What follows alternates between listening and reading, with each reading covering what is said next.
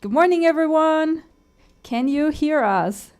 First and most important question of the day. Let's Let see. us know in the chat. Oh, you have Welcome. an eye on the chat, right? It's like I will leave Yeah, this have to an eye on the you. chat. Okay. Yep, I got it. Sounds good. Please say hi in the chat. We cannot see who is live, so just type your name or present yourself really quick. Present. I Present see Icon yourself. is in the chat already. Icon VTN. Welcome, welcome. I think icon is Shelpen. I think so. Oh, Toshi's here. How's it going, Toshi? She says, sounds good. Nice. We figured out the sound, guys. I'm so happy about it. Not like last time. Okay. Good to have you guys. Oh, Maximilian is here as well. Hi, Maximilian. Hi, Hi, Erso. Maximilian. Ursula says, hello, still on Hafid. Hello. Loud and clear. Cool. Sound is good. Video is good. Success! Okay, we can end this We can get webinar. started. Like, we have We succeeded. can. We have succeeded. That's what we wanted to show you. Exactly. We can do sound, okay? No, okay, let's just get started, right? I mean, people can watch the beginning in case they come late, so it should be fine. Okay, Yep. first of all, cute little introduction. It's not like some of you don't know us, but we thought, why the hell not, right? So because Hafid is here, guys first, hombre primero. you wanna Like you it. wanna I say like a it. few words about yourself? Yeah, first of all, thank you all for being here. Thank you, Stella, for the invitation. This is my first YouTube live. So thank you so much for I can't even do the heart. There we go. It's a Yeah, I puppet mean, heart. there's so many ways of doing the heart, honestly. But yeah, I am Hafid Reyes. As many of you know me, some of you know me as Mexicano, some of you as Pablo.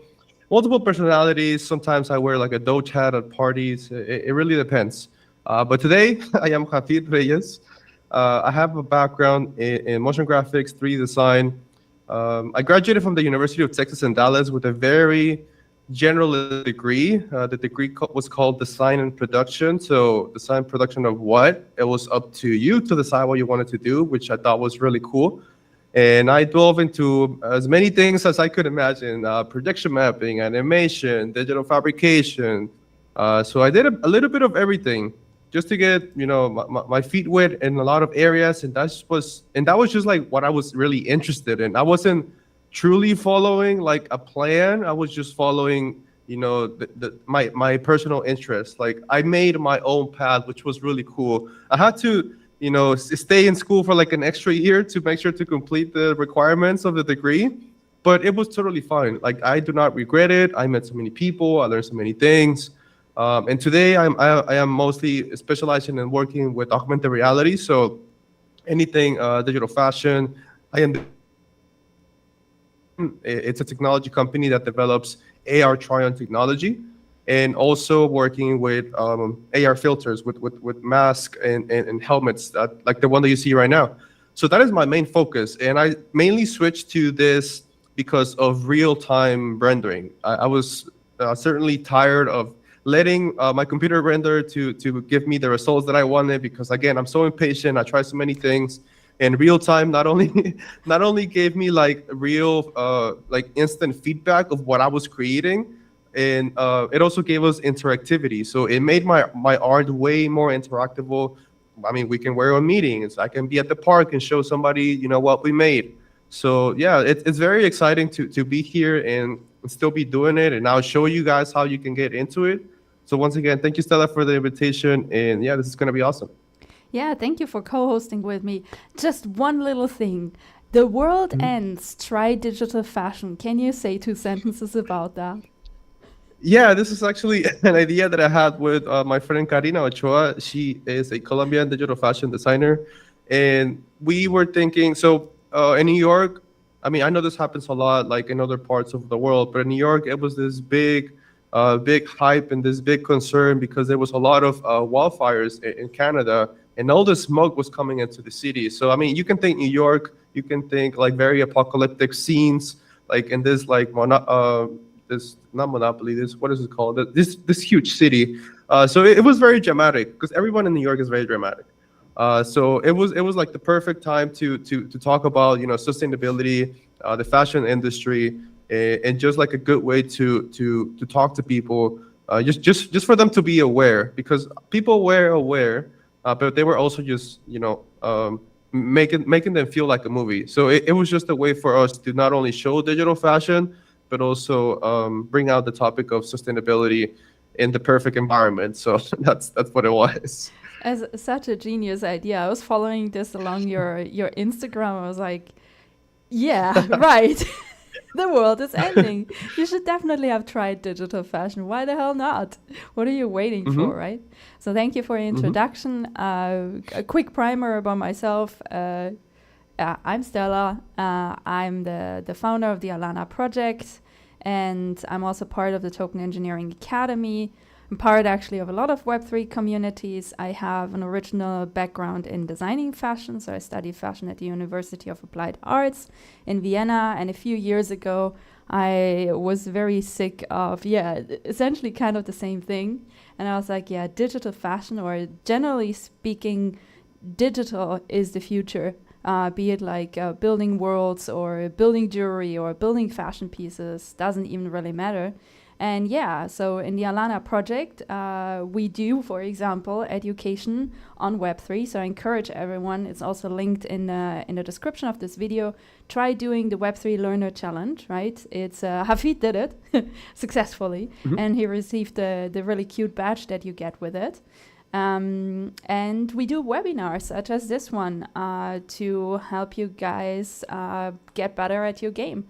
So without further ado, I guess we're getting into the first part of this. So this board you will have access to, this time not to everything, just this board, not like last webinar. And it's also linked in the description, so check it out there. So the first thing we actually want to do is something that Hafid is very familiar with because he has already done a video about this. The video I've also linked on this board at the very end of it, because Hafid and I were working with two specific companies a lot, or providers, technology providers a lot, I should say, which is 010 app for complete fashion pieces, and which is Filter, for example, for what he's wearing right now. So we again encourage you to have a look at these folders and look at the resources, and this is also where his original video is linked.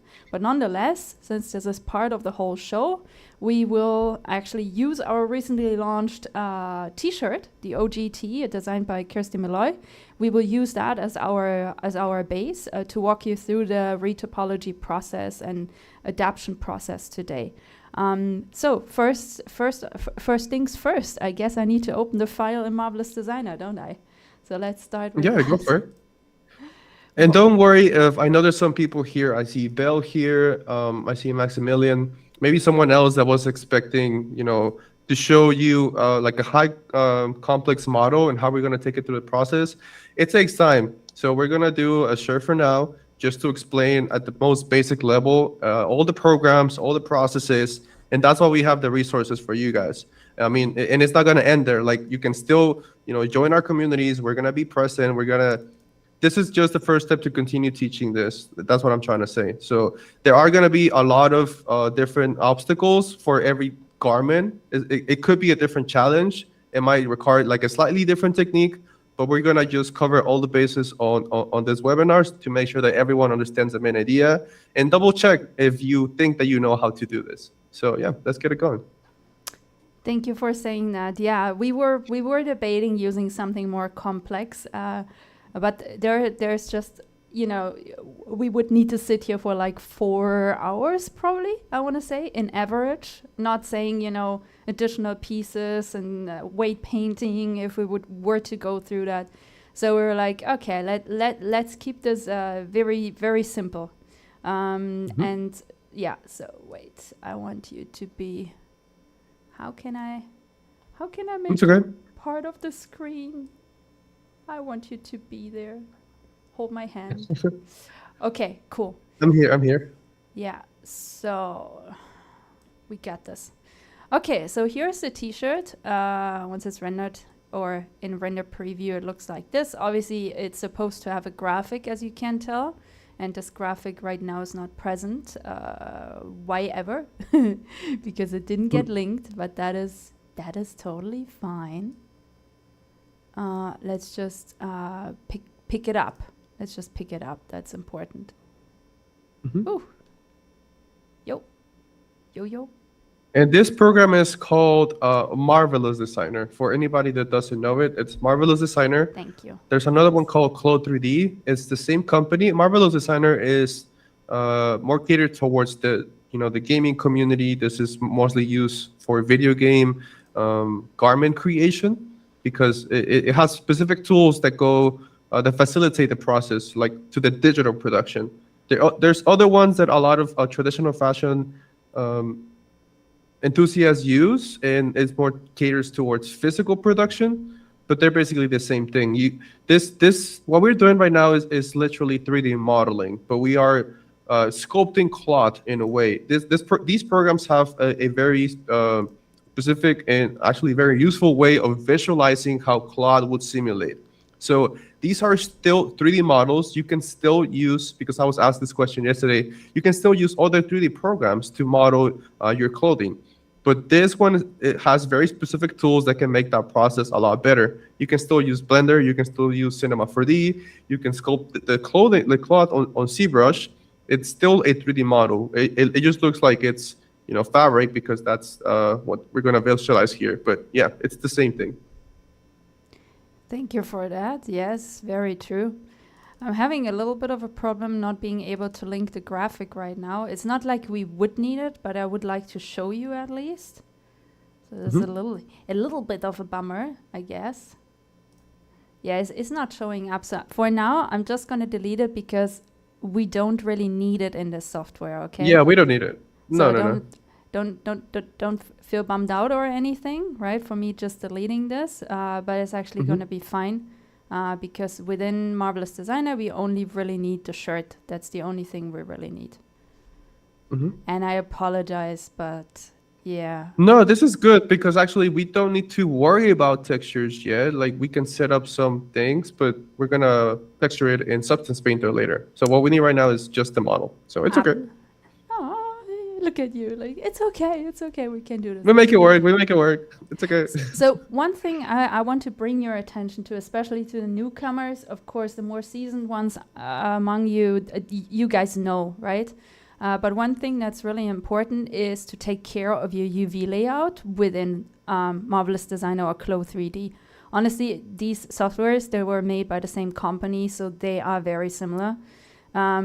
But yeah, you just need to make sure these things, they are actually, even this, I mean, we are not going to export the stitches, those little thingies down here, they're representing the stitches, but nonetheless, I will put them within the UV layout, right? Just to have them in there and not somewhere else. This is really important. If you mess this part up, your textures will come out all distorted and all weird. And then you're like, why is this happening to me, right? It's your own fault. So get your UV layout right. So first things first, and this is where I want to encourage you guys to actually have this board at your hand, right?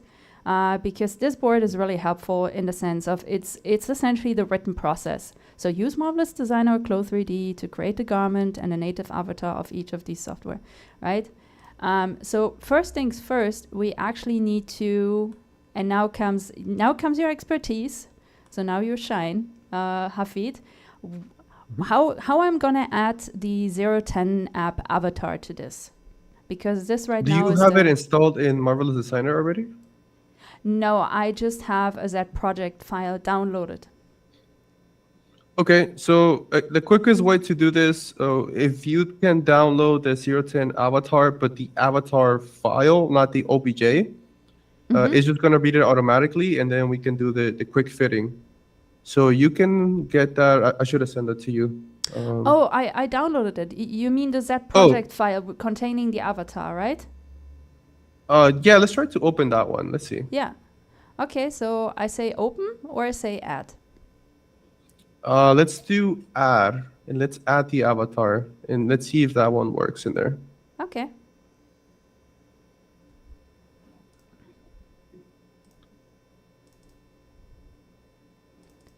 Should be under work files.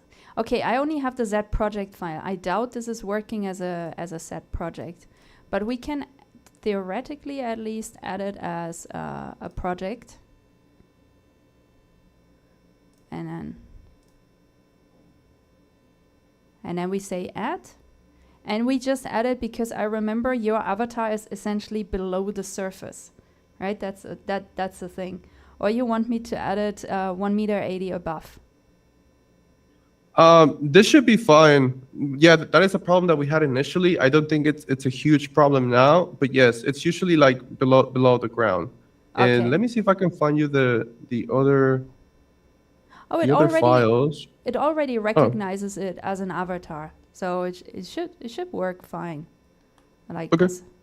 Okay, so first things first is we want this to fit to this avatar. So right now we have something enabled that's called ground collision, right? So everything that you see here as a grid, if I start simulating the garment, it will be repelled by this grid. So how do I turn that off, Hafid? Yeah, so in this case, there's gonna be a lot of different ways to doing it. We also have a YouTube tutorial that I can link here in the chat. But for now, since we have this avatar below the ground, I would just bring the avatar above the ground. At the very end, before exporting, we can have it below the ground. But because there is a simulation that's going to obstruct it, so no, you could have kept the avatar. Just bring it up. I'm lazy. I'm just gonna say Oh. 180. Oh, into the 1.8. Oh, perfect. Yeah, and then at the very end, you can import it again just to make sure that it's below the ground and where we need it. But for now, to make sure that the simulation doesn't mess with us, just do whatever Stella did. So just do 180, so it's above the ground. It doesn't have to be perfect, just above, so the simulation doesn't go crazy. And also something I think I can now get rid of, because my original garment has these stitches, and this is also why it's like acting fairly slow. And I think I can delete those stitches now, right? Because I don't think they will, I mean, we shouldn't be translating them, because top stitches, my God, they add so many polygons. You like, once you're getting into this, you're like, no, I will never apply top stitches again. I know, especially in Clo, you have a lot of these, these neat little details, like, oh, let's do petal embroidery, or let's do this, and let's do this. This is so great when you're doing real garment production and you want people to show, like, just what you can do, then that is fantastic. If you're trying to prep something for gaming or AR, and this is also where, there's a reason why those things are not very available in Marvelous Designer, because in gaming and AR, they just don't. I mean, you can translate them, but they just won't work, right? Because file sizes will get very crazy. So I don't know. There's like different ways, Hafid. I think you've played around with a lot of different ways on how to do this now. But since this is only a T-shirt, I would just scale this up. How would you do it? Yeah, same thing. Just scale up the pattern and simulate it so it fits on the avatar. And quick tip about the top stitch. So whenever you're going to export, you can just not select the top stitch. It usually doesn't export. You have to do it separately. And there's also another one is like you can actually give the top stitch a color and sort of like bake it, so you can use a displacement map in Substance Painter. It's like an advanced technique later on, but it is possible if you want to use the top stitches from Marvelous Designer. Let me also find that tutorial and I can put it in the chat. But yeah, just scale it up and simulate it. It should be good to go. Yeah, I'm trying to. I'm trying to. I promise. Okay, guys, I have good news. My new computer is only a few weeks away, okay? After that, I will speed through these things, I promise. But right now, yeah, it's a little bit of a bummer. Also, No worries. what? No worries. Thank you. No, it's just it's so annoying for me as well. Yeah, I mean, for me, I deleted the top stitches mainly because, it also, like, your performance suffers. So this is why I got rid of them. But you're right, you can also just disable the export, which is actually a pretty good idea. That's a good thing to notice, though. Again, to touch on the performance of these things, those small details that you guys see in all of these digital fashion posts and renders and images online. We're gonna teach you the main difference of how to run this real time, like we said at the beginning. This needs to run either on a mobile device or a device that doesn't require that many processing power.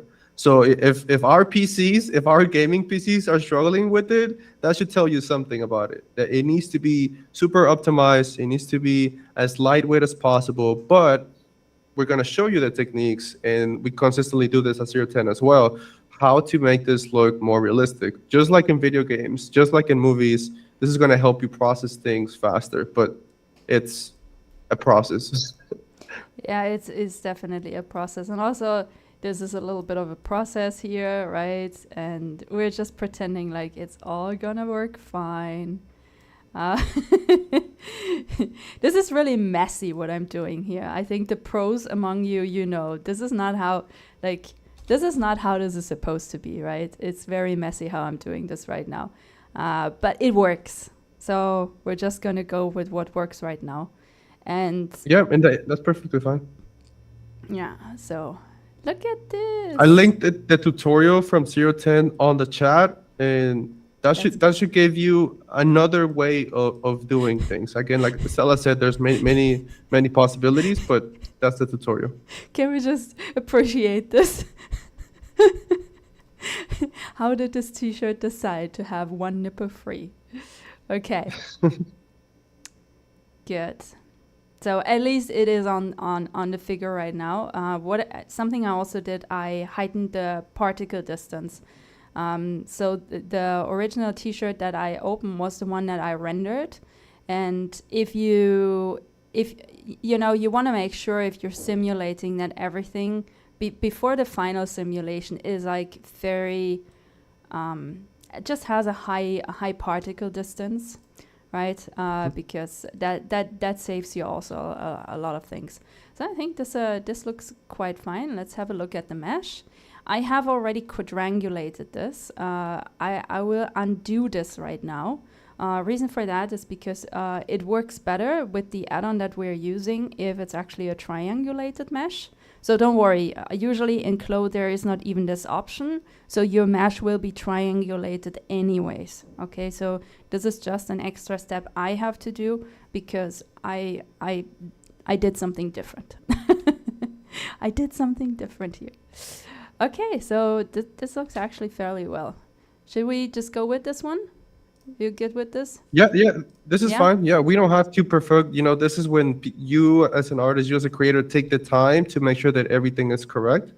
Yeah, no worries at all. And if there's any questions at this point, again, we might have some people that are really new about it, and they're like, "What is particle distance? Like, what's going on right now?" Take it slow. You can watch the recording. We have the resources.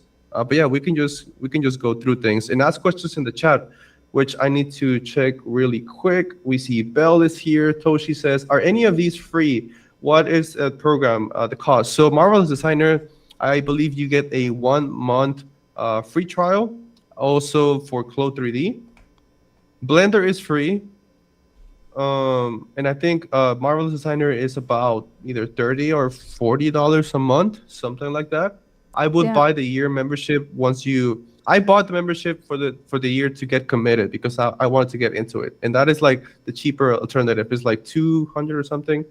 But again, you can do this with any other program, 3D Blender, but this is going to make things faster. So definitely take advantage of that free trial in that 1 month and like learn as much as possible. And you're probably gonna end up loving it, Toshi. So I recommend it.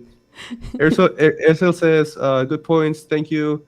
Belle, thank you for explaining so well, keeping it real. Yeah, of course, all the time.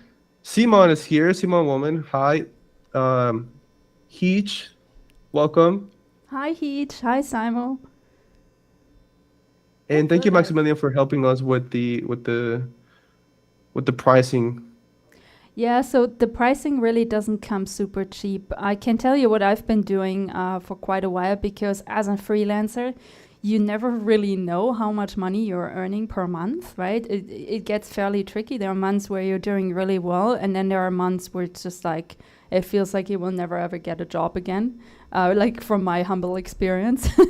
And so I like to try and keep it as much controllable as possible.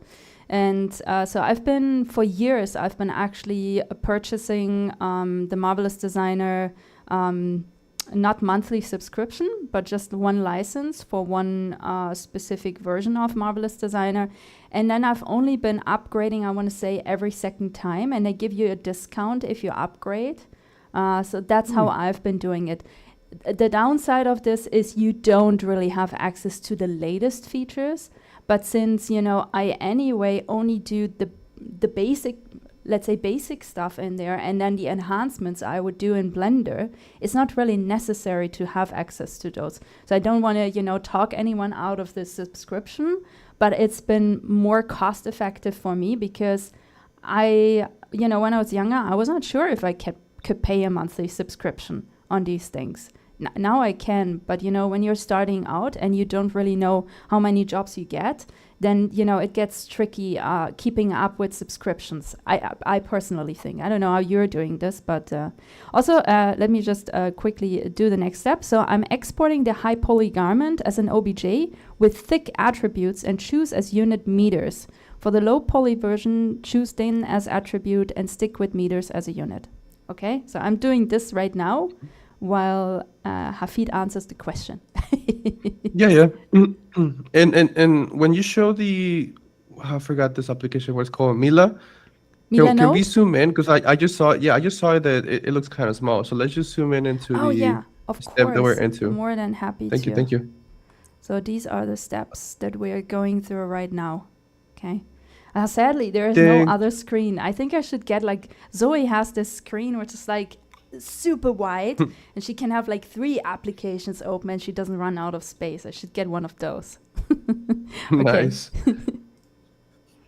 Oh yeah, question. So pro tip from Belle, she says make a throwaway email and keep getting a free month. That is a possibility. There's also sometimes offers. Says Simo. Is it Simo or Simo? Toshi is giving us the dab, is giving us a cat in a box, the heart, thumbs up, everything great. So they also might have a student discount. So if you're a student watching this, they probably already told you, but take advantage of those student offers. They definitely help you a lot with a lot of 3D softwares. Paula Kuhn, is it possible to access the Mila board? She cannot enter it right now. We can check this after Stella is exporting this. It says Code3D has student discount. There we go as well. I am if the users are still students. Yes. So there's always student discounts that you guys can take advantage of. I'm going to link another thing. This is 010's official pipeline. So this is to say that there are multiple ways of going about it. This pipeline is the most extensive, I will say, but the one that gives them the best results. So a lot of 010's items and the 3D team uses this pipeline. It is more softwares, but this is why we also give you guys this alternative. We're gonna use only about 3, and because we know we are also creators like you guys, and we know what it takes. But if you want to take it to a different approach, and you want to do it exactly what their team is doing, that's the pipeline that you guys can also check it out. How we doing, Stella? We're doing good. We have one exported. Oh my God, this computer. It's robbing me of my last nerves. I'm telling you guys. I'm just smiling for the sake of smiling, but I'm hell, what's happening here? So I have already exported the high poly thick version that we're going to use for baking. Okay, but now I'm also exporting the high poly thin version. That's the one we are going to be adopting, and that will be the base for our actual 3D garment. So the only difference is when the window pops up is that we're, instead of thick, we're going to select thin, and we're going to select welded. So this is kind of important because I got a little bit of remark from the 010 app team. Thank God I got this because I wasn't aware. So even if you have loose parts in the garment, as like latest in Blender, you will need to make sure these things are connected, right? And even I wasn't aware of it. So here again, scale is meter. Blender works in metrics. So meter is, so you get the right scale right up on import and you don't need to scale anything.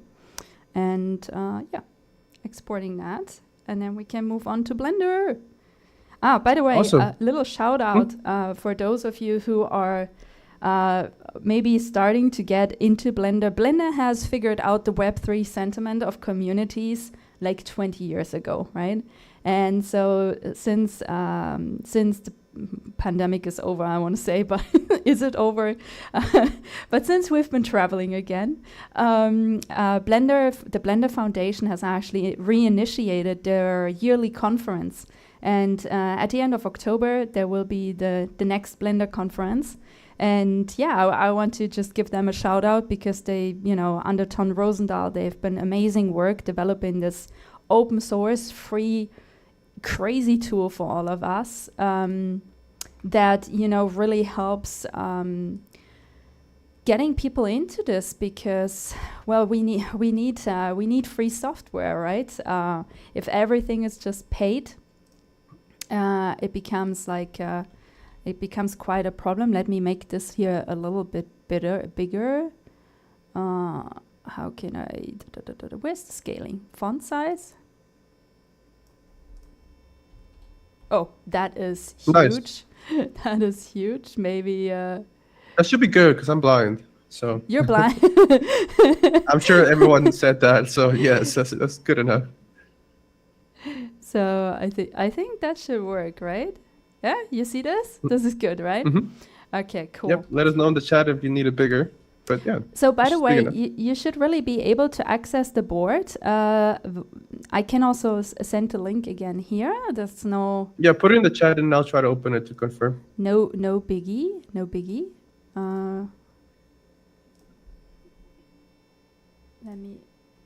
me put this here. But yeah, it's also in the description of the.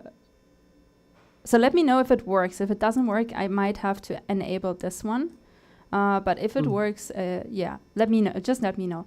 So the next part we're gonna hop into is the retopology, and I know this is, or at least to me, this was always the very daunting part. Okay, but there are two good news. Okay, one good news is I found this video, which is so good. Okay. This is this is the primer everyone needs to understand what retopology actually is and how ideally it is going to work, right? So I encourage you to, no matter what I'm showing you today, watch this because it makes you very aware that there is a flow to retopology. Think, Hafid, you know the painting Starry Night, right? You know this one? Yeah, so it has these continuous loops, right? Which from one object to the next have this Van Gogh, very famous painting style. And essentially this is also how retopology works. There's a flow to it, right? And so yeah, highly encourage that. So next step we're gonna do, and don't worry, I put this all in here, okay? Is we're gonna import our low poly garment. Actually, we're going to import our high poly garment. Let me quickly fix this. We're going to import our high poly garment to Blender, which will come with the same density, but we will fix this soon. And then we're going to use an add-on that's called the Quad Remeasure add-on with the following settings. Well, here's a slight, I want to say a slight bump in the road. This add-on has a cost, right? So it's not for free. but you will soon see, and I put it in the chat, you will soon see why it's very much worth its price, because it really takes a lot of work from you. So let's do this, right? So let's get our thin exclamation mark OBJ in here. So desktop, OGTee, work files. So we want not the thick one, we want the thin one, okay? And so we don't have to change anything here, we just import this. Et voila. Oh, wait, we had to put it under the ground, right? No, this is this should be okay? fine. This should be fine. Yeah, is that okay? For okay. now, it's fine. Okay, cool. So this is our OGTee, right? The way it came out, so shiny and so nice. And then you can add this quad remesher add-on. So once you have it and you've downloaded it, you go to Preferences, you go to Install, and you pick under Downloads probably your zip archive. So you don't have to unzip it, right? Just leave it as a zip archive.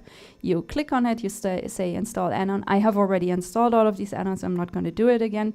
But after that, it should be fine. You just click the little check mark here. Then you say Save Preferences, and you're getting out of here, right? And if it doesn't automatically show up in your N row, so this row, it's called the N row, right? This is the shortcut for getting it out and in. On the other side, there's also a toolbar. Some of you have seen this. This is the T bar. So it's like T and N, okay? Tina and Norbert, okay? Those two. And like it. yeah, so you select this little baby, right? And we can bring this to preview in wireframe, so we can tell, whoa, there's a lot going on.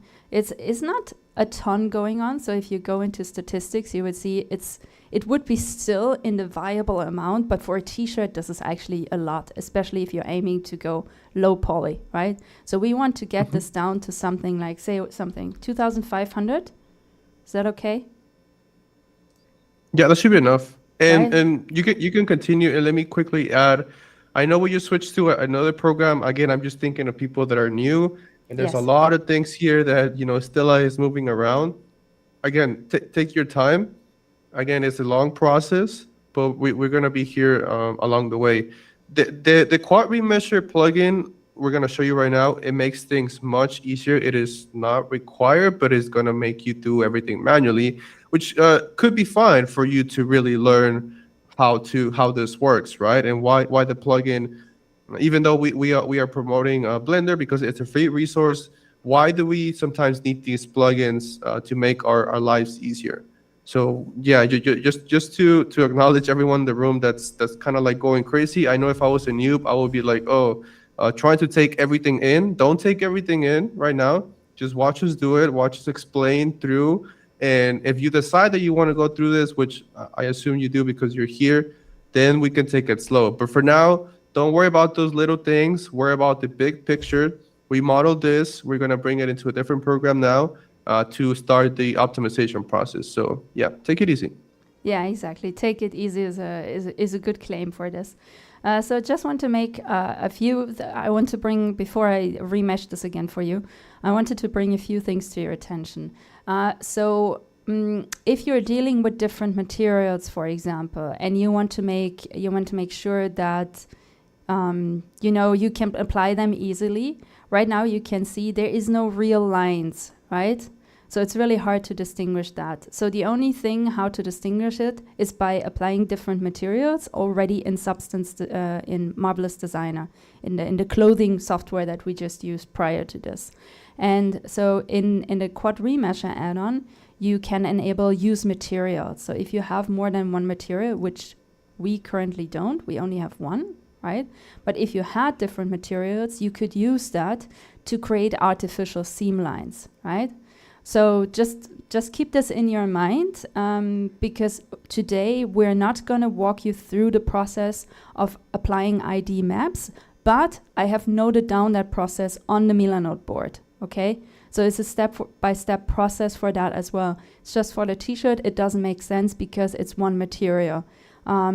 So we're using one material approach, and we're gonna add the graphic with a sticker in Substance Painter, which is equally exciting, but it's a different workflow, okay? And you can enable something that's called symmetry. Use that really only if there is exact symmetry. Otherwise, don't use this because it might mess up your baking process later in the game, okay? So yeah, for me, I'm just gonna say no materials, obviously, right? And I'm gonna say remesh, and then you see how the bar down here calculates the remesh. Just takes a little bit of time, but it is, depending on your garment, is fairly fast. And now you have a pretty well remeshed garment. Right. Let's move on. So, gonna quickly save this one. Quickly gonna pause there. Two things. So my links didn't post in the chat. You might have to approve them or something here on YouTube. I don't know. Is that how it works? It's my first time, but I posted them and I don't see them in the chat. Oh, wait. Yeah, wait, let me check. Community participants.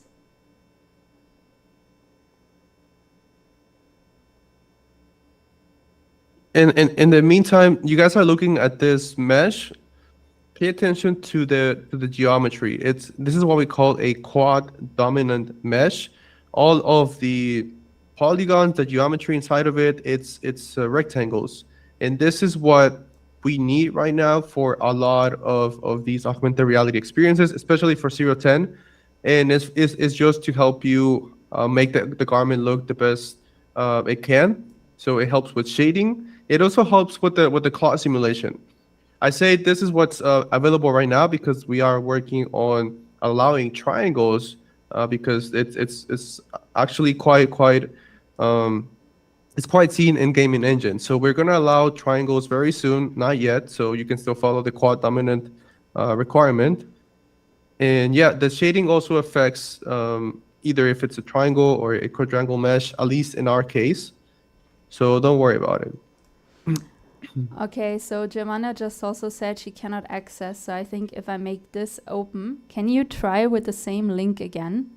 That might have just been in your way. And also, Hafid, I apologize, but I cannot fix that right now. There is no option for me to fix that you can post links specifically or not post them. Oh.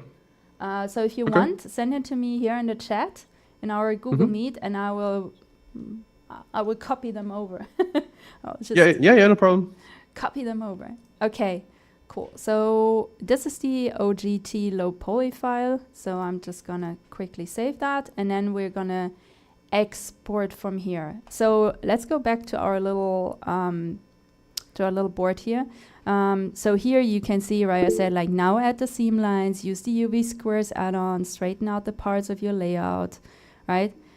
So we still have to create UVs, so that is something we have to do, but we can invent our own seam lines, essentially. Just saying. It's fun, okay? So we can do that however we want with this t-shirt, which is kind of fun and nice. And after that, we're going to export as an OBJ, and we're going to hop into Substance Painter. So in Blender, and according to also what Hafid said, because it's kind of a lot to take in. I know Blender is like there is honestly almost nothing you cannot do in Blender, which is like absolutely amazing. So if you cannot pay for a Premiere Pro subscription, right? No worries, you can actually do video editing very well in Blender. Before I had the money to spend on Adobe subscription, I just used Blender for video editing, and it was totally fine, okay? So yeah, it is a hard tool to learn, but just so you know, these tabs up here, I never changed them. So this is how the software comes, right, out of the box. And so the first one we were in is layout, right?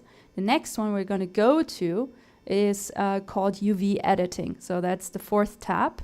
And this is where we can add some seam lines to actually create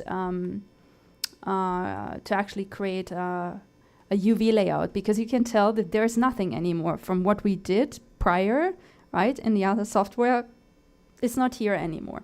So we want to do the following. We want to go into edge select mode. So right now we were in vertices. We're going to go here. And now, how are we going to put the seams? Because the mesh is not great for putting seams, to be honest. But we're just going to go a little bit with gut feeling here. This is also where it really helps if you have a regular fashion design degree, because it's it's just pattern cutting all over again. Okay, so I mark this seam, I mark this as a seam, as a mark seam, right? Then we're gonna mark this part, which is essentially the and I don't really like how this looks up here. Hafid, what are we gonna do about this? Who would have thought that a t-shirt gives more trouble than anything else? Because this is a very unhealthy. Honestly, we're just gonna leave it. I think we should just leave it. That looks okay. So another way you can do this, because it went so well with the flow, which is super nice, but it's giving us a little bit trouble for a straight seam, right? And so I'm thinking, because if we unwrap this now, right, let's just unwrap this now, it's not gonna look very good, because the only two cuts will be up here. You see this? This is like not a great cut for a t-shirt. This is actually a very horrible one. So the least we would need is a side seam, essentially. But if I click a side seam, this is what is going to happen. So there are two fixes for this. One would be the better one. So you would be going back into Marvelous Designer and you would just add different materials to your sleeves, to your front body, to your back body, and I'm going to say to the neckline, right? That would be the ideal version. If we want to avoid this right now, the next best thing is going to be using the knife tool. And I know not a lot of people like the knife tool, but what can we do, right? So let me just quickly go to the side view. So I want to make sure I kind of end up down here, right? So I'm just going to use this as an orientation. So we want this one. Okay, that's the one we want, and I'm just going to mark this so I can tell it's the one. And then we're going to go into the knife tool, and we're just going to take it from here and go into here. It's not perfect, but it gives us something to work with. So now we have kind of a side seam. The only trouble with this is we have to go and clean these things up, right? And turn them into,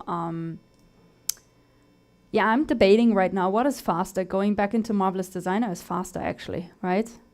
Because whatever you think it's I think it's gonna be faster. But again, no worries. We're just like showing them the process. They're asking questions, and I know there's also like in the perspective of people that already know most of this process. So I'm thinking you could come here. You're watching this stream because you want to learn everything. You're not going to learn everything right now, so we're just going to show you the overview.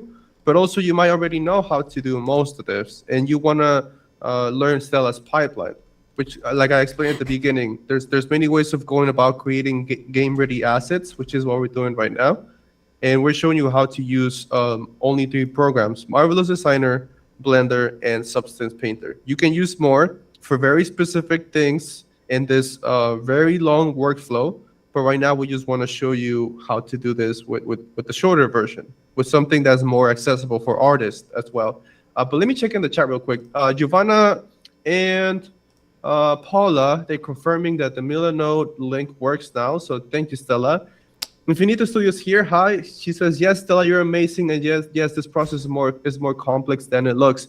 It is. It is a separate skill.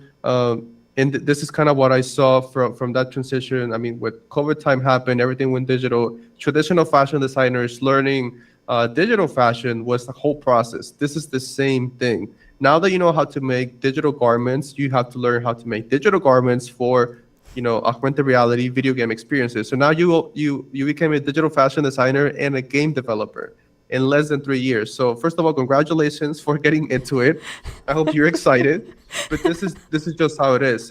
Maybe wait like 1 or 2 years when there's the magic button on these softwares that says, export to AR, and it's going to do all the work for you. We know that these things are advancing very quickly, but for now, this is what you have to do if you want to get into it. Toshi says, this part seems fun to me. Can this be used to create clothing patterns too? Do you mean this part in Blender? Are you asking if you can make the clothing in Blender, Toshi? Let me know. If so, yes, you can model the cloth on Blender. There should be tutorials about it. But again, Marvelous Designer gives you very specific tools and like the layout, and it just makes things way easier. Kalau, welcome. She says, "Woo, nice mask feed. Thank you, thank you, Kalau. Hi, I got my Kalau. mask game on." So she says, switching programs and knowing what's faster, how to handle problems is just as important as the rest of the walkthrough. Yes, and this is also why I think it's fine if during the live something happens, Stella, because we show them how, what potentially can happen and how we can solve it. Sure, we're limited on time because we want to show you guys as much as possible, but there's many ways of approaching this. And again, you can reach out to us. You have a community. You might feel like it's just like monotonous of me to say it, but you have a community. Like, we are here to help. And there's many people. You're not the only one doing this. Feel free to ask us questions. Estefania, welcome, Galvan. She says, yes, this is amazing, guys. This isn't very helpful for me. There we go. You see? Here's the community. Maximilian says, Clone 3D is great for physical garments. Awesome. Toshi says, I meant like, can you flatten these to print out to use as in real life clothing patterns too? Yes, Clone 3D, the same company, that's the software that specializes for physical production, Toshi. If you want to do it in Blender, there might be a plugin, there might be a way for you to do it. If you just need the patterns, you can export the UVs. That's what the UVs can be used for. And you might not have as many like measurement tools or that kind of stuff. That's why I recommend Clone 3D for you to do that if you want to make physical production, because that's what it's for. There's also another new program called Style 3D. Style 3D is very similar. I think the UI is a bit more easy to understand. Same thing, you can use it for physical production. Giovanna, is there any other plugin to remesh that I can get in the Blender market? Stella, question for you. Any free plugin for remeshing? A free plugin, I think. Free plugin, a very less costly one. I think it's called Clean Mesh, something like this. I can look it up, but to be honest, I have not, like, when I saw this, it changed my life, right? So I really highly recommend this one. I think this is also, I know Blender is free and everything, but I think when it comes to like work that we tend to repeat a lot of times, I think those investments are worth it. But to be fairly honest, I mean, you've showed the process of manually remeshing, right? That's always something you could potentially do, right? So that is like, not the fast pipeline, but that's also a possible pipeline.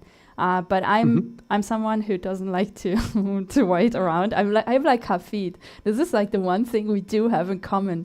We're not very patient people, okay? Like on stream, we might seem patient, but like I'm already like, why is this not working? And there are some people that like actually retopology. Like, it's very soothing for them. So if you want to do manual retopology, you can do it. Another quick thing is there's like iPad applications for you. I think it's called Cozy Blanket or something, that's dedicated for manual retopology. Not so manual. There's a couple of tricks here and there, but there's an iPad version. Cinema 4D, it's not a free program, but it already comes with the remesher plugin, because it's actually the same person that coded this one on Blender, the quad remesher. It's integrated in Cinema 4D, which is integrated in ZBrush. So there's many ways to go about it, but yeah, free versions of this have not been released, unfortunately. 010 is working on also this whole magic button. So making these like small tools of like retopology, making triangle mesh. So everyone is working on this, but for now, this is what we have, unfortunately. Kalau says, what do you think of style 3D? I've seen Steffi Fung really go hard on it, trying to implement it into her workflow. She has a lot of experience with a marvelous designer in Clo 3D, and it was really easy for her to transition. So if you want to see uh, more details about it, definitely check out her stream. That's Steffi Fung everywhere, basically. Giovanna says, okay, so Exoside is the best that you think. Yes, Exoside quad remesher. That's the one that we're talking about. Yeah, exactly. That's the one. Stefania, So Chris Greenwell. ca- Go for ca- it. yeah. Yeah, So because the chat is going, so I'll take a break. Cool, guys. Thanks for also being so interactive about this. This really helps me keep this thing alive in my current computer state. So as you could follow maybe along, I assigned 4 different materials: one for the front, one for the back, for the sleeves, and for the neckline, right? And so now I just to visualize it here in Blender for you guys, because it comes in as 4 different materials, but they come in all black if you have not applied a specific texture to them. So I wanted to visualize it for you. So we have now 4 different materials. So now I can use this, and I can say, use the materials, right, to make this work. And so now we're doing this again, and let's just please cross our fingers. It's interesting, last time I did this, I had something fairly tricky to make, and it seems this is harder than, the tricky thing I did. But as you can tell now, look at the topology. It looks so much better, and now we have the seam lines where we need the seam lines to be, right? So that is absolutely fantastic, and now I can just go here, and I can make those seam lines, just saying mark seam, and again here, right? You see this here, what I'm pressing. So if I want to select a whole loop ring, not a blockchain, just a ring on the mesh. I just attack one of them, and I keep pressing Alt down, and then left mouse button, and then right mouse button, and then mark seam, right? Just wanted to show that. So this is what I'm gonna do to everything. Sorry. It's okay. Mark seam. Okay, you can take over the chat again. It's all good. Oh, yeah. Going back to the chat. Exercise. This is Chris Greenwell. There is a great plugin called Garment Tool that is like marvelous designer for Blender. Oh, there we go. So that's the one I'm talking about, I think, Toshi. So if you want, can you explain it really quickly, Chris? How does that work? But I believe I saw videos of it. It just makes Blender a bit more usable when it comes to modeling clothing. That's what I'm assuming. I saw some snippets of it. Diana, I am also not patient. Yeah, many of us are not like willing to do all of it. It's a long process, honestly. I'm like, queue up, girl. Queue up. Maximilian says, plugins will save you time. Time is more precious than money. Remember, time is equal energy. Yeah, if you really want to, well, again, some people like really find this soothing, like to do their retopology, to do everything manually. If that's good for you, then go ahead. But if you are going to get really into this and you don't want to spend the energy on it, get the plugin. It's going to save you time. It's going to save you energy, and you can focus on things that you like doing more. If it's not any of this manual process, that's what the plugin is for. And it also helps the creators of the plugin, because they are also creators like us, and they wanted to make a tool and also make a living from it. So it's helpful for all of us. Yeah, let me. Hello says everyone wants the magic button. Yeah, we'll get it. We'll get it very soon. I predict maybe less than a year. Maybe less than a year. That is very. That's a nice prediction. I like that one. So a quick comment about what I'm doing here. So I'm obviously marking all my seams. But if you have followed a little bit closer, you could see that sometimes I got stuck with marking the seams. And that is because we sometimes might have like an overlay of vertices. So it just, because this is an algorithm that runs through it, sometimes it just not catches everything. So something we can do is, now that we've marked everything, we can select everything with A, and we can say mesh, clean up, delete loose, and see if there are any loose vertices. After that, we can go to mesh again and say merge by distance. So everything that is like in a very small distance, and we could even say 2, for example, but there is nothing. Okay, so I think we should be fine, but we will truly see if we are fine, if the next step works well. Something that I got very confused about was the fact that I thought whatever I'm doing here has to match the UV layout from Marvelous Designer. It doesn't. Okay, just ignore this. Okay, I'm just gonna do away with this. I do away with this because it's not worth it looking at it even. So yeah, we select everything, we press U on the keyboard, and we say unwrap because we want it to follow the seam lanes we created, okay? So ta-ta-ta, and we already see a problem here, okay? So we had some overlaying vertices. So let's just figure out where they come from. Oh, see. It's not overlapping, but it's not necessarily connecting well either. So I have not really unwrapped this side. So I'm going to do this now, okay? So just ta-ta-ta, mark seam. Now we're going to do this whole thing again. And look how nice this looks. Isn't this pretty? I like my UVs, yeah. Yeah. So now there's one more thing. So we're pressing unwrap, but we're clicking on this little thing down here, and we're going to set this to have like a little bit more or extra padding. I want to say 3 maybe.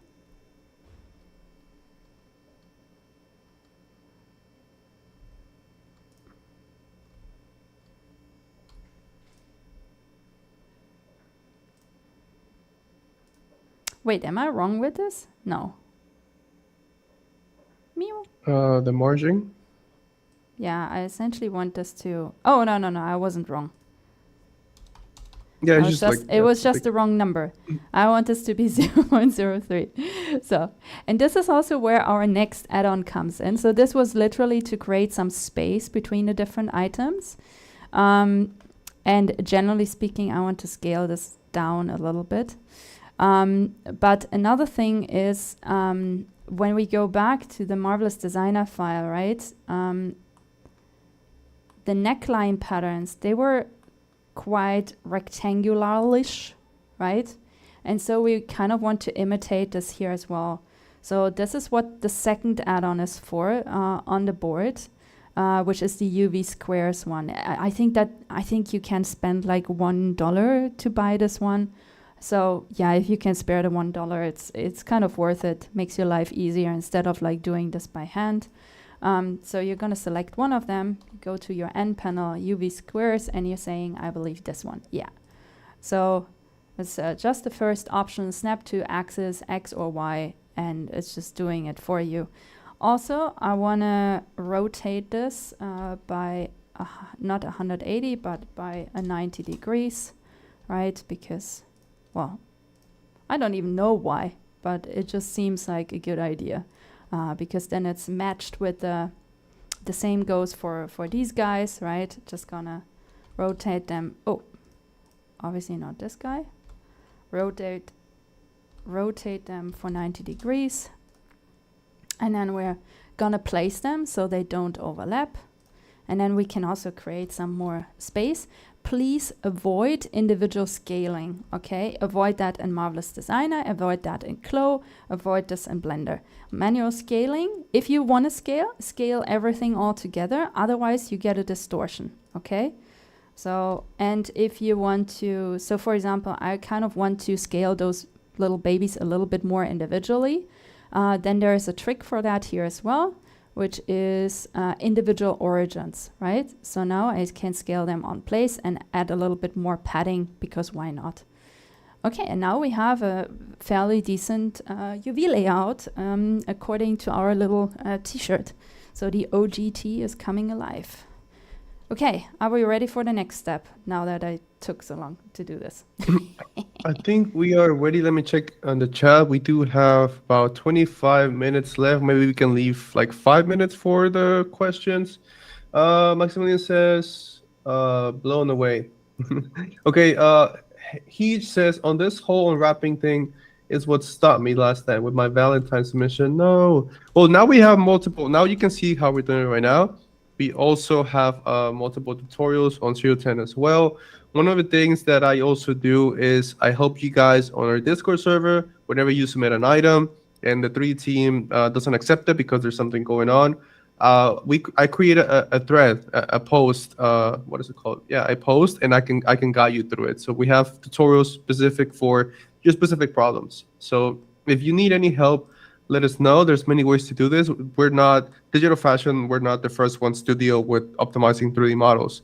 And this has been done in the gaming industry for years. So there's many ways to go about it.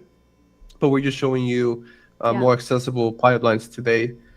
Kalau says wonky shapes. Yeah, wonky shapes. So for the next step, right, we have to go into Substance Painter, which can be a little bit daunting in the beginning because it's yet another software, right? And so you can see the barrier to this whole process and also the problems you will encounter, because right now we've been I don't know, knock wood, right? Like we've been very lucky. Usually a lot of things tend to go wrong. So if you have one of those days where just everything doesn't seem to come together, no matter what you're doing, and you've revised the process like multiple times, honestly, just put it on the back burner. Okay, don't force yourself because it's probably not going to work, and I'm going to tell you why. Last time it didn't work for me, it was because of a missing update on Substance Painter. Okay, and I found that out after, because I'm very stubborn, so of course I didn't do what I just recommended to you. I went at this like a really stubborn ox. Okay, I was like, I'm gonna do this today.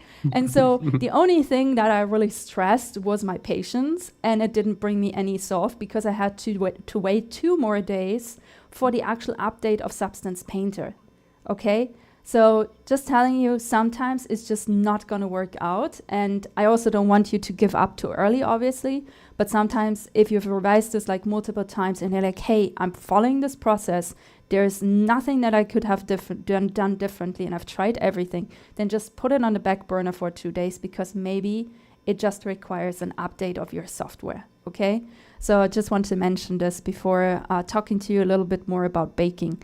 So I added this baking video from the Substance guys, essentially, because they have done a really great overview over the different types of baking you can do. Right, of course, there are different types of baking, right? It's like, hey, you either have a turkey in the oven, or you have a pie in the oven, or you have what the hell ever, right?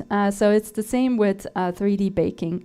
You have different opportunities to do this, but there's only one valid one for all of us, right? Because the result that we need is we need all textures from the whole garment on one map. We cannot afford to have like multiple maps, not for gaming and not for AR, right? So that leaves us with exactly one method. So I made it more dramatic than it is. We end up with one method.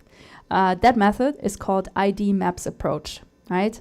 And the ID maps approach is only really necessary, like I said before, if you're actually trying to apply different textures onto one garment. So let's just say, in our case, the t-shirt would have like, the front and the back in one fabric, and then the neckline and the sleeves in another one. Then that would require us to create ID maps. We don't have to do this now because we only have one fabric, but I think many of you will need this. So this is why I added it to the board with a step-by-step process and also including the different steps here, okay? Okay, that said, I exported this already and I reduced it to one material because we only need one material. So I did that. So let's open Substance Painter, and in the meantime, because this will probably take like 5 hours to open, Hafid, feel free to entertain the chat. Yes, I'm the best at entertaining. So one thing that I want to point out is, first of all, let me know in the chat if you are here because you want to try digital fashion, and then explain to me what's your background. I want to know this because this process that we're showing you right now is how to create like traditional garment clothing or pattern making, how to bring it into the digital world. But fashion is not only clothing. I just made a floaty of a meme, and that's considered fashion. Like, it doesn't have to be a garment, right? First of all, we don't have the limitations that we have in the physical world. So think of any material that you want, think of any shape that you want. You can, I mean, you've seen it in couture fashion shows. Like, it doesn't have to be a t-shirt. It can be something complex. It can be something very organic. Again, we're not limited to the physical world. It can be any object. It can be any material. So I say this to like start thinking, if this is your final, the final thing you want to create, something for augmented reality, you don't necessarily need all of these programs. You can definitely get it done in Blender. You might still need to do retopology. You might still need to do the textures, but it really depends on the shape that you want to create. If you know that it might be too complex even for you to go through all of this pattern making process, and you just want to make, like, again, like I said, like a floaty, if you want to make a potato shape, you can do that as well. So just to not limit you, but yeah, let me see what people are doing. Tell us the story, Hafi. That's the story. That's the story. Honey says, love the Alana background. Yeah, I love the font. I love your purple popper scheme. Maximilian says, it's not me, it's you. Toshi says, may I ask how you two have been implementing this into your career versus into your personal art? I can start since I'm like going through the chat. Into my career, so I got into augmented reality. I wanted the best tech to, because I got into digital fashion. Like I told you, I tried the Marvelous Designer 1 month membership trial, and then I committed to 1 year. And then it's like, I was also doing 3D. I was tired of like letting things render, tired of like, okay, I have this digital clothing, but what can I do? I can only show you a rendering of it. No, I want you to try it on. You can do it with, like a Photoshop, like photo edit, or you can try with augmented reality, which is very like a wow thing, like very entertaining. And that's how I got into it. Hafid, Tio, can you stop for a second and hold your thought? Thank you. Okay, cool. Yeah. Okay, so the way on how to load stuff into Substance Painter is saying File, New, right? That was an obvious one, I know. I usually choose the Blender starter assets because it gives me all the maps that I want to export. But you know, you're totally fine with a classic set as well. For those of you who are using Lens Studio, I recommend actually using the Lens Studio starter setups, right? But yeah, I'm gonna use Blender. Okay, I'm gonna select the low poly thin garment we saved just out of Blender. So I'm trying to make sure to name these things, right? So yippee, there is only one option, so we're gonna take that one. And usually I set this to 2K, and I want to say I usually uncheck those. I'm kind of like checking if I forgot anything, but yeah, you can see it's exactly like I put the screenshot. So yeah, use this, okay? Okay, cool. Tio, you can continue. No, it's all good. I know we have to go through it, so I don't want to distract you guys with the story. No, but this is such a nice distraction. And, you know, I think there is, and this is, I think, this makes stuff sometimes very hard, I feel, if you're, because you need to start doing these things on your private art to actually get attention to then get work through that, right? So whenever you actually don't have a job, invest that in making stuff, right? And if you're super smart about it, make it with someone else together, because as you can tell, 3D requires a lot of knowledge about a lot of different softwares, right? And so Hafid and I, we've also been teaming up about things because there is stuff that Hafid knows so much better than I do, even though we're both generalists, right? So this is really smart, because then if you're issuing a post, for example, on Instagram, you can do it as a collaborative post. So you're not alone with this, right? And you can both create attention for something that you've done together in probably like half the time. And support each other, right? So this is something that I personally can highly recommend doing. I don't know, Hafid, if you have anything to add to this, but I can already say from this file. So I want to look at something with you. Is actually, here we go. This part is not great. So if we had more time, okay, I would go back into Blender and would fix these things. So these thingies here, these squares that you see, they're called artifacts. And you want to fix them by going back into Blender, and actually you can even tell that they're here, right? So this is something you would want to fix. And the way you fix this is you're going back into, editing mode, and you try to smooth those things, right? And you can also smooth them by using actually sculpt mode. It's a very sneaky one, but it works, okay? Because there is a smooth tool here, okay? So that really helps. And you obviously want to do this once they're still like, this is why I saved the copy, okay? Here's the copy. So you would want to do this in this one, okay? But here you can just essentially go in and smooth out all of these lines to get rid of the artifacts. We're not going to do this right now, right? Because that's going to take us a little bit too much time to do this. But just want to make sure if these artifacts come up, there is a really kind of easy fix for these things, okay? So don't stress out about it and be like, oh no, everything is ruined. Nothing is ruined, okay? Nothing is ruined. Okay, cool. Hafid, sorry, I'm taking over the stream. No, we're doing this together. Collaboration, like you were saying, collaboration is very important. It doesn't mean that you cannot do everything by yourself. You can definitely learn everything. And it can be only you, and then you can be the person that people come to, and you can help other people, which hopefully is what you feel once you have all this knowledge. But yeah, collaboration, and that's what we're doing. Don't worry, Stella. The chat is just going crazy, which I'm excited about, but also kind of tired. But also let's go through it real quick, because we can do this. Yeah, don't get tired now. We're almost there. So now I'm taking so if you're working like me a lot with Substance, right, and you make your own materials in Substance Designer, which is yet another software that I kind of specialize in, then you use the SBSR file. So this is the one you want to export, right? Because they're all from the same company, they can read those files. So super easy. You just drag this in here into your library, and then the screen pops up, right? And the only thing you need so base material is perfectly fine, okay?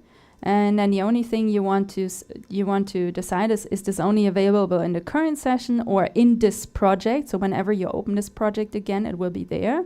Or you say you want to permanently import this into your library.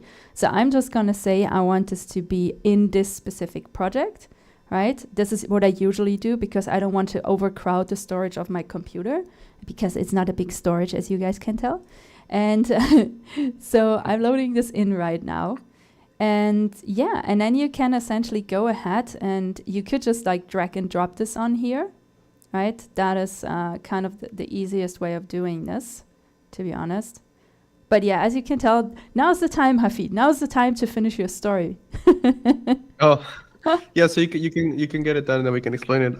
Giovanna Teresa, wait, let me read the chat first, and then she says, Hafid, I don't know if you remember me, but you already helped several times with garments to put in 010. Oh, you made the garment? Yeah, Giovanna, I remember you. Hi. I really want to learn by my own to make my optimized garment to send to 010 and metaverses. You are in the right place. You're getting it started. Don't stop. We are here to encourage you. Ask us any questions, like I said at the beginning. Ercel, Adobe Substance is great. Better to combine programs, and each creators can find which work best for them. The process is endless, like an ocean, trial and error. Yes, like Ercel says, if you find a program that you truly love, like Stella says, she kind of does Substance Designer. She is the Substance Designer alchemist. No, I'm still yeah, learning. I mean, she just really, yeah, she's still learning. But she's the best one that I know. So if you want to specialize in a software that you really love, then it's perfect because you can collaborate with people. I know Unity very well. I'm still learning as well, but you can help people, and that's how you can collaborate and make things a bit faster. So exactly what Ercel said. Kalau says, how is Substance Painter different from Substance Designer? Stella can definitely give you more pointers into it. I don't know why. If you hang out with Stella, you should know what the difference is, but it's basically Substance Designer. You create everything from scratch, so it's like a node-based. I would call it material creator because you create everything from like the basics logics of patterns and mathematical calculations, and there's a bunch of things. Substance Painter is what Stella is using right now. It is mainly to use those materials that you either create in Substance or that they're already made and put them into the 3D models. You don't really do this in Designer. You can even think of Substance Painter as like 3D Photoshop. I think that is actually a fairly good description. So if I add a new paint layer on here, right? So there are different layers and it's the same layout kind of. And, I can just, a black heart for you guys, right? You can just paint it. And you can work with masks. So especially for you, Carlo, I know you're the pro at photoshopping. Like I never understood this. I will never understand this, right? But she is like a magician in Photoshop. She can do stuff that we can only in 3D. She can make that happen in Photoshop. And I don't even want to know what happens now that, there are all these AI tools available. I'm pretty sure Carlo is going to go crazy over Photoshop. But it's essentially the same thing, right? While Substance Designer is it's a node-based program. And like you said, you can go really deep to the root of the mathematics on composing graphics. The beauty about it, and this is something that a lot of people don't see, and they're like, oh, you can just use this, or you can just use AI to do this. To a certain degree, that is true to get like one visual, but especially in the gaming industry, as in fashion, right? Think real fashion. Usually the people who are designing those collections, they want to see variations, right? And so if you set up your material in Substance Designer, you can have a ton of different variations of the same material with just a few mouse clicks. That's something you cannot get out of an AI material. I'm sorry, right?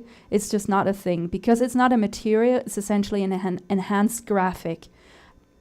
That's the difference between Designer and Painter. But yeah, they work interoperably. So you can import any Substance Designer material that you've made into Substance Painter and use that however you want. Actually, I want to quickly run you through the baking process. So you have to go to Texture Settings, Bake Mesh Maps, right? Because right now you see how this whole graphic is just super, super, super flat, right? And here, do you see this? They have put a fantastic new update, okay? Because the missing seams on hard edges, right? So it recognizes these artifacts as hard edges. So we're just gonna pretend like they have never existed, okay? But this is fantastic. The latest upgrade of Substance Designer, I really like. I don't know, no one of them is watching this video probably, but big shout out because this update is absolutely major. So a few things. I want to send this to 2K because that's what we're going for. I want to use the low poly mesh as high poly mesh. No. So we're going to import the high poly mesh. Remember, we exported that like ages ago, right? We exported this thick one from Marvelous Designer, so we're going to use that one now. Finally! And I want to say, so another thing that they started doing is they started to enable this this framework here where you can kind of like see the distance. But I can tell right now it's not working. I think I know why it's not working. I think the reason why it's not working is because it's an OBJ. So we're going to quickly kill this from here. But it's no problem. It's no problem. I'm like, this is no problem. No biggie. So we're just going to use this and essentially export this from here again as an FBX this time. That should theoretically at least fix our problem. I hope so. We will find out. Okay. So OGTee, high poly, thick. Okay, that's the one. So it's gonna take us a second to export, and then we're gonna try this again because it should, and you can see this also here beautiful in the board. This is how this is supposed to look like, right? And so you can see I've highlighted everything that is kind of important to acknowledge it's there, right? The maps that I usually bake out, the output size, the high poly, and you see this is an FBX, so I think I was right about it. And then here, this one allows you to visualize the baking cage, and that is like the huge new thing on this, okay? So this is what got me like pretty excited, to be honest. Okay, so that should be, this is the OBJ. Wait, where's the FBX? Has it not yet? So maybe. Oh, it's not yet. Oh. Well, okay, you know, okay. you need to export to see. Just saying. Actually, let me quickly think. I think centimeter size should be meters. No, it's the same. It's the same. Yeah, I also have to export in meters, no? It's the same thing. Okay, let's try. And yeah, I'm sorry, you know, it's but it's like Hafid said, you can do this so many times and you still run into errors. It's the same here, right? So yeah, I can apologize for it, but also I don't, because it's just the natural way of this process. You tend to run into things that you cannot really control. So here we are. And so the first one you see here, that should actually be the OBJ. And the second one, just from the timestamp alone, should be the FBX. So we're importing this one. And oh, look at this. No object detected to attach a new mesh instance. But it's an FBX. Interesting, isn't it? Do you have to click on use low poly meshes? No, never mind. No. This is the one if you don't have a high poly mesh, but we do have a high poly mesh. So there's one more thing I can try. I'm ready to try because troubleshooting is what we live for, isn't it? So I can just give them all one material because, you know, our other one only has one material. So it might just be that is the issue. So we're trying this. Okay. And also, let me quickly go through the chat. Yeah, go to the chat. Maybe someone else has, you know, an opinion about this. But this is good because you can see how like our troubleshooting goes of like these programs. It's not maybe you, but also the program that needs something very, very specific for you to get right. But it's okay. Let me just finish the chat. Let me see. Paula Kuhn says, substance designer is for nerds. It's a node-based workflow. Yes, node-based just means that it's procedural.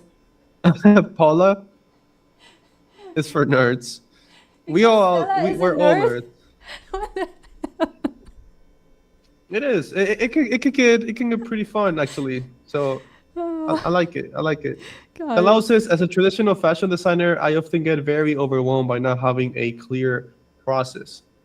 True. I do agree that it can get complicated bringing those traditional fashion designs into this world because it's very technical, it's very digital. Like I said, if you don't have to make them realistic, as long as they look good on augmented reality, you should be fine. This is why I also like opt in to make more organic things because I don't have pattern making background and stuff like that. But you'll find your process, Kalau. Just keep going. Ask us questions. We're here to help you and teach us. Like anything that you find, I'm sure that other people are going through it as well. Make sure to share it like we are right now. So make sure to share your findings and your tips and tricks. Yeah, also just telling you all a thing. So it didn't work, right? And everyone knows I'm not ready to give up. So we're not going to give up on this one, okay? So what I'm doing now is essentially I'm just gonna import this into Blender as well, the thick one, okay? And I'm just gonna use like just just one, just the same settings, and I'm exporting it from here again as FBX, because that should give us definitely the same settings. I'm not super sure, but I think we should at least have tried this option, right? And so, why not? Is my point. Why shouldn't we? Okay, have I done it? I'm like, did I do it? Yeah. Thick and selected object. Sorry. Yeah. Okay. Now let's try this again, because that might just hopefully be our fix. If not, it is our fix. Madam and gentlemen, look at this. So it was a material. Okay. No, it was not the material. So you have to think of file formats as also an order of how files are being written, right? So Blender is based on Python, and I'm not sure is a programming language, and I'm not sure if Marvelous Designer is necessarily based on the same language. I think it's not, right? So their way of, scripting something into a file format down might just be slightly different than the one from Blender. So this is why I was like, maybe it's not compiled in the same way, so it has trouble overlapping those different files, right? So I brought it into Blender, applied the same stuff, right, and then got it from there out and imported it here. So worst comes to worst, just use the same software to export both of those files, the high poly and the low poly. Okay, that's fixed our problem, and now I can finally show you guys this beauty of a software update, because this has now a baking cage. And yes, I'm a nerd, this is why this gets me excited, okay? I know it's a little bit embarrassing, but I'm not embarrassed. And so you see this? So you want to avoid all of these red things poking through. And now with the baking mesh, you can pretty perfectly adjust those things and make sure they don't poke through.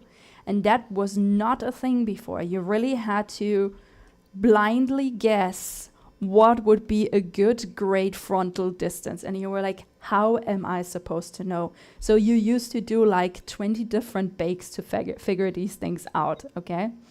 So, great. So let's cross fingers, guys, okay? Finger crossing here. Because I'm gonna say bake select textures. Oh, look at this. This is the normal map. Okay. Oh, this is, we are baking also space normal. Sorry, I put this. We are also baking IDs. I should You just bake everything. It's okay. We're just gonna bake We already everything. turned on the oven. Just put everything in the oven, bake it Yeah, up. it's like, it's like the potatoes, the turkey, the vegetables, you just put it all in one thing, and then you get like all the good stuff out. And yeah, like I said, if we had more time, I would definitely try and get rid of the artifacts. But, it's not going to kill us to leave them here for now. So we have baked, my friends. We have baked, and we can return to painting mode. And this is, I believe, where we probably have to stop because we're already 4 minutes above the time. But just to show you this one last step, right? Because I wanted to show you how we apply a print as well, and I can, do that some other time, or just put this on another YouTube video. But essentially, you can just, so I hope you see this now, right? But like all these things that were missing before, like for example, the seam lines, they've been baked in now, and it looks so nice. Look at this. It's, yeah, I just think it looks nice. And so I'm just going to drag and drop this material on top. You can see the scaling is incredibly off, right? So we're going to fix the tiling. I usually do something for this specific one. I'm like at 12 tiling, so I get like more of like a t-shirty, cottony, raw texture, maybe 13 even. But yeah, that would be the process. And from here, right, what you want to do is you want to export. And that can be, and don't worry, I know that those steps as well, they have their own chapter, because depending on what you're trying to do, exporting textures from Substance can get a little bit daunting, okay? But yeah, if you follow this process, you are going to be fine, I promise. Also, there's an official exporting textures video as well.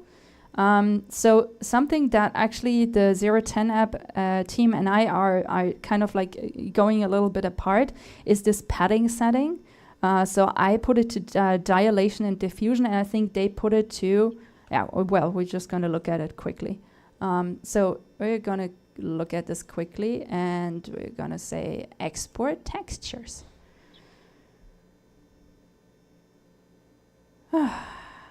Who would have thought? So yeah, I don't know if do they do no padding? Is that what they are doing? What did you send I forgot me? which setting I sent it to you, but there was some of these. I forgot which one it was. Yeah, so I did this one, right? But probably it's not super set in stone.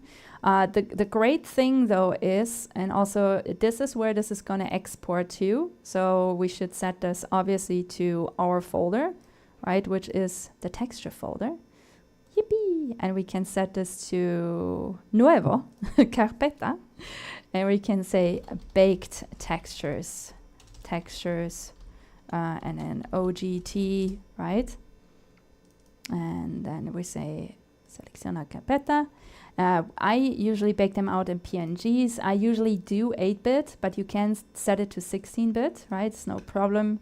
I have the output template that we selected before, so the system has recognized it. I usually leave this as well. So we have this set. Remember, we set this originally to 2K. If you want to pump this up here, now is your chance, right? You can do that even from here, which is really nice. And here you need to make sure you are selecting, help me out, Blender is the fourth one, right? And so you see, you get like all the good stuff, right? You get the displacement, the alpha, the emission, roughness, metallic, normal, and base color. Everything you need to be a happy 3D designer. And yeah, and then we can actually just say export. This is how you do it.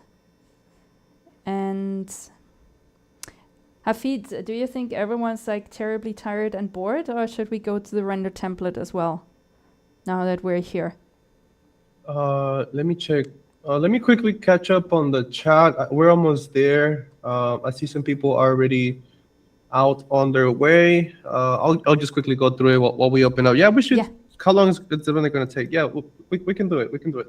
Yeah. Okay. Maximilian was just making the joke of instead of node-based, it's nerd-based workflow. That's funny. Kalau says that's why showing optional workflows can be great to onboard those who are not naturally tech-minded. Yes, exactly why we're doing this. Again, can you help me, Stella, put those links in the chat? Because that's the link to the 010 full 6 program workflow pipeline. Let me quickly. You can watch that. Yep, thank you. You can watch it. I mean, just to give you an overview, you don't have to replicate it if it's too much. And then today you can see like a more simplified version and an alternative version as well. But it's the same process. We need to create these game-ready assets. We're almost there. Maximilian gave us a heart and a plus because Stella is a nerd, says Paula. Yeah, I saw this before. It's like, what? Seriously, girl. Keith says, this is a great call. Inspired me to reach out to my friend for a collaboration during our freelance dry time. Yes, definitely collaborate with people, combine forces, and yeah, make a greater force. Kalau, nerds are the new millionaires. Independent designers are the future of digital fashion too. I love it.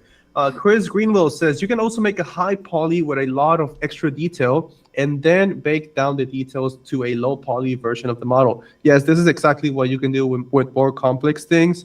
You want more wrinkles, you want more details, bumps, whatever you want.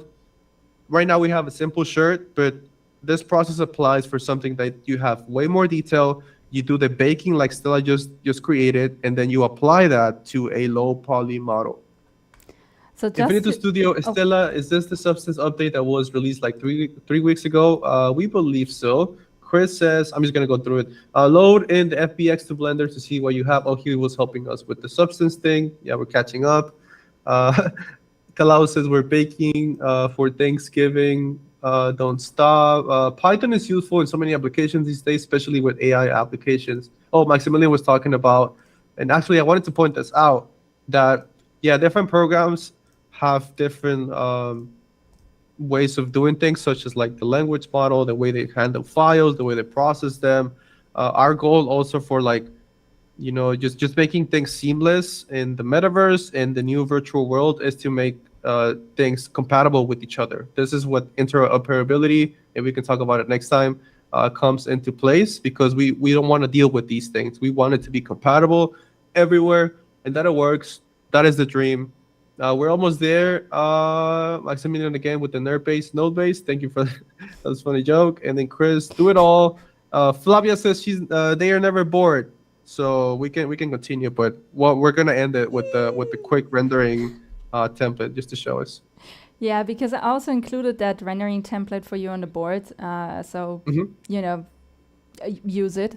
Because this is, obviously don't use this clothing piece because it's not yours, right? But I left it in here so you can easily replace it. So the way on how to use this, let me go back into layout. It is fairly straightforward. So I've set up a front camera and a back camera, because for 010 app, for example, you need a front renderer and you need a back render, right? So this is also how this is set up. Then you can just delete this, right? And you could potentially just use the high poly one for rendering, just to make it look nicer, right? But for our little demonstration here, we're just gonna import the low poly one. Because why not? We went through all of this work. We should use it, okay? So we're gonna just use that. So I'm bringing this back in. I'm bringing this back in, and it's like, will it come in? Is the other question. It comes in. And there you go. So now we have a very easy time, obviously, going into the shading tab, actually. So this is the 1, 2, 3, 4, 5, 6th one we want to open. And again, it's a regular one. It's nothing newly invented. It is already there when you open the software. So there's a few things. This little thing here is your lighting resource, okay? So I'm just going to use this.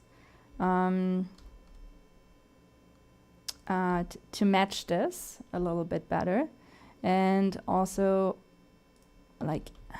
essentially, so now it's more focused on the t-shirt, right? And you will need to enable something, and don't worry about it, it's fine, okay?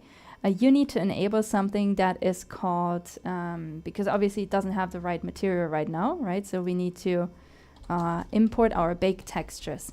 So you can go through this manual process, which, when I found this add-on, before it was not included in Blender, but now it is. So you just have to search for Node Wrangler and put this little check mark, okay? This will change your life, because now you select the principled BSDF node, you hit Control-Shift-T, okay? Then this thing, like the file browser opens, textures, bake textures, and now you can just select all of them. And it's like magic. It's like AI, but it isn't AI. Very The only thing that I think it just got a little bit, no, it didn't get anything wrong. Yeah, and so here's your little t-shirt, right? And now if we press render on this one, obviously we should put it more in focus, right? That would be definitely preferable. And I also would light it a little bit different, and you can tell the artifacts are coming through. So really fix the artifacts like I showed you with a smooth brush on the original low poly thing, right? Where there are the seam lines in place and the different textures, because it's going to be worth it, okay? Because you don't want to have this. If you're really fancy, you're just going to use the thick, high poly for rendering, because it's always going to look a little bit better. And, especially if you're on thumbnail size, no one can tell if it's just going to make a better impression, but no one will be like, oh, why is the AR one not looking like this, right? No one will tell you this, so don't be worried about it. Yeah, but this is how you can, set up fairly easily the render template that I provided. Like I said, I would definitely adjust the camera, put this obviously much closer, right? And render it out with more resolution.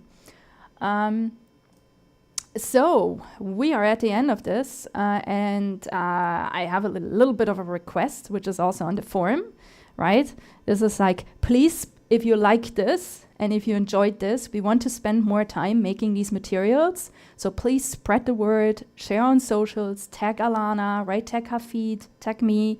This is going to be super helpful to make these free resources for the community. If you do, and I know you're all creators, so probably you don't, but just saying, if you do have to spare around $10, $5, right? We have set up a badge that you can mint. I will include this link here as well. But there's essentially Alana's bio link, which I've been talking a lot about in the last webinar, actually. So some of you might have heard of it. And we have set up for you guys here 2 things. So for those of you who are already onboarded in Web3, right, you might enjoy minting actually your attendance badge. This is like 17 Matic, which is around $12. So that would be super helpful. And the other thing you could do is if you're only saying like, hey, I don't know how Web3 works, totally fine as well, but take the Web3 onboarding journey, it's right here. Then you can just buy us some candy. That is also totally valid. Yeah, so that's it from my side. Hafid, anything else to add from your side? Yes, finishing some final comments in the chat. Toshi says, thank you guys so much. This was awesome. Thank you for coming through, Toshi. I'll talk to you soon. Great intro from a new perspective. Yes, I mean, there's much to learn, Toshi. Feel free to ask me any questions. Again, I'll send you a message soon, but thank you for coming. I hope this was useful for anybody that's new, but also anybody that already knows how to do this and they just want to do it in a more efficient way or something that fits your workflow a little bit better. Chris Greenwell says, is there any timeline for 010 to be able to do stuff like jewelry, hats, scarves? Not at the moment. They're really focusing on body because it's already hard enough to get it, working right. So right now it's mainly clothing. Filter, the application that I'm using right now, if you want to do face jewelry, if you want to do anything related to the face and the head, I know I see hats and scarves.